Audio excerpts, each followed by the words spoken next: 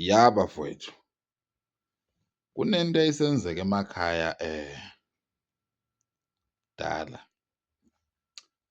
Uthola ukuthi-ke manje umama la ekhaya uzele iy'ngane eziwu-3. Kulezi ngane kukhona ingane elalelayo, bese kuba nengane elalelayo but iyaphuza ukulalela, bese kuba khona ingane engalaleli sidala. Bese umzali-ke akhethe ukuthi-ke manje ayihlebe le ngane kulezi ezinye ezingcono.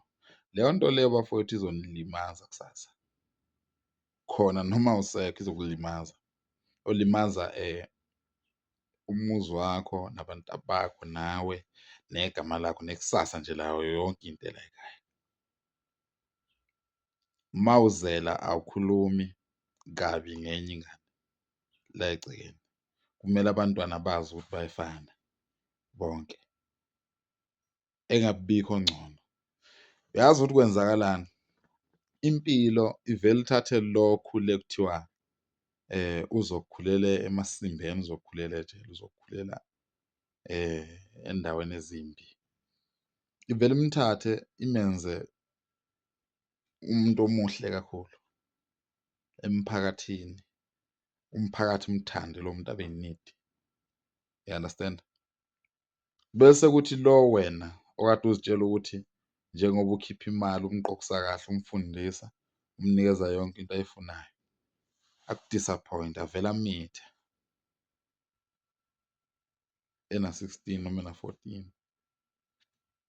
ayeke isikole, ajikele wena because ingane uma uyifundisa ukuhleba izohleba wena uma usuzama ukuqinisa isandla. Angithi manje leni siya-achieve-a, le kade kuthiwa yona iyabheda, siya-achieve-a phela.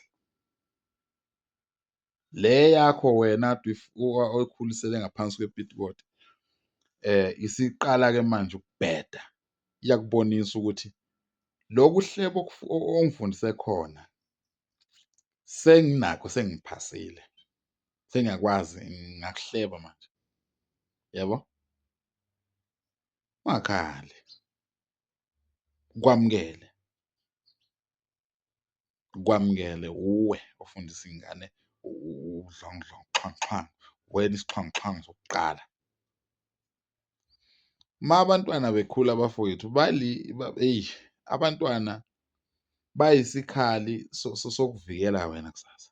Uma uzele iy'ngane ziyisikhali sokukuvikela. Angisayiphathi-ke le nto yokuthi uthole ukuthi ingane ubaba ule, umama ule, umama usekhuluma kabi ngobaba kule ngane. Uyinikeza isikhiye sokuvula lo mnyango kuthiwa ukudelela umzali ongaphezu kwakho. Angithi wena uwumama enganeni, ingane manje i-confused, ayazi kwenzakalani. Impi indala yayifica ivele ikhona le mpi. Wena usuyithatha manje uyifida lezi iy'ngubo zakho olele kuzo wena. Uyifida insila yengubo zakho, le ngcekeza le ohleli kuyo wena uyayivikela, uyithatha uyenza amadanone, uyayifida le ngane. Le ngane izohamba ihambe ihambe ihambe lihlangane ikhanda. Lithi mase lihlangene ikhanda ibone ukuthi hayi mama le nto kade ungidlisa nayo iyabheda le nto. Ubaba kahle kahle u-right, unalo iqiniso, okanye baba uyabheda, umama uyena o-right. Le nto yiyo phela egcina-ke manje idala ukuthi-ke kugcine sekunabantu abaloya nayo. You understand? Le ngane izothatha the very same system okade uyisebenzisa wena uyifundisa ukuthi umuntu omdala uyathuka, umuntu omdala kuyakhulunywa ngaye isinoma kanjani, ithuke wena ikhulume ngawe isinoma kanjani because ifundisile angithi? Yeah, anothi manizitshela iy'ngane zenu ukuthi ubaba wakho uyinja, uma wakho uyilokhu nalokhu, niphinde nimtshele emva kwalapho oyitshele ingane ukuthi ngiyabheda mntanami, ungafani nami.